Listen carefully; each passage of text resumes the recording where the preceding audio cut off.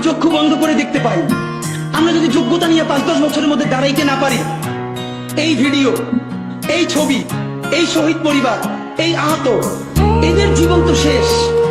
এদের পরবর্তী জেনারেশনকে পর্যন্ত কি ভয়ানক গণহত্যার শিকার হইতে হবে আমরা চিন্তাও করতে পারতেছি। বহুদিন রইছি আমরা মুখে আঙুর দিয়া, এখন আর কাম হইব না মিথ্যা আশা দিয়া। তগো বহু দেখছি ধানাই পানাই চোর পুলিশের খেলা, এখন বিচার হাতে লইয়া লইব 64 জেলা।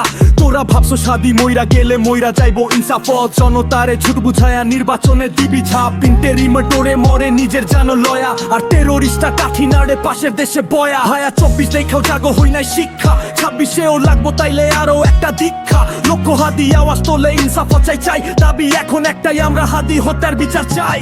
হাদি হত্যার বিচার চাই, অপেক্ষার কত, মরলে মরবো হাদি হয়ে বাঁচবো হাদির মতো।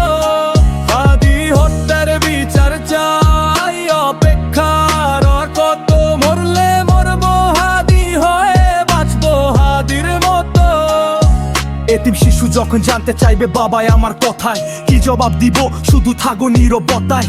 এভাবে আর কত ছেলে বাবা হারা হবে, আইন কি তবে এইভাবেই চুপ করে রবে? আরে দোষটা তো আইনের না, দোষ কোনো খুনি না, দোষ হলো তাদের যারা ন্যায়ের কথা বলে। অন্যায় দেখলে মনে প্রতিবাদের আগুন জ্বলে, স্বপ্নের বাংলাদেশ করতে যুগে যুগে লড়ে। তাই তো এই দোষেতে হাদি ভাইরা শহীদ হয়ে মরে, শহীদের দেশে পাই না শহীদের মান। দুঃখ কেমনে সই, সুবিচার হইলো আইনের প্রাণ, সেই বিচারটা কই? আজকে বাচ্চা বুড়া শীতের মধ্যে রাস্তায় বয়া থাকে, আর সোশ্যাল মিডিয়াতে দেখি হাদি ঝাঁকে ঝাঁকে। আমরা হারাইয়া বুঝলাম কি হারাইলা বুঝমান হাদি ভাই, বইলা গেছেন যেন মইরা গেলে ন্যায় বিচারটা পাই। তাই তো দাবি এখন একটাই, হাদি হত্যার বিচার চাই।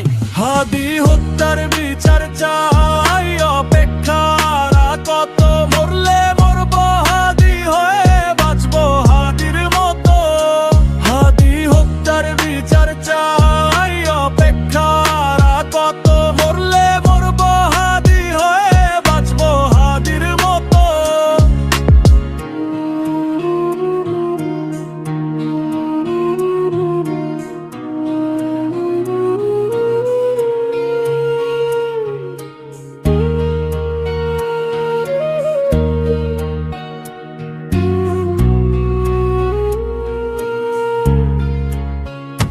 হাদি হত্যার বিচার চাই, অপেক্ষার কত, মরলে মরবো হাদি হয়ে বাঁচবো হাদির মতো।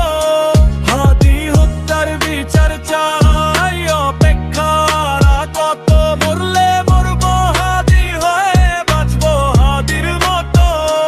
শুধু আমাদেরকে যদি কেউ গুলি করে মেরে ফেলে তাকে যেন ধরে বিচার করা হয়।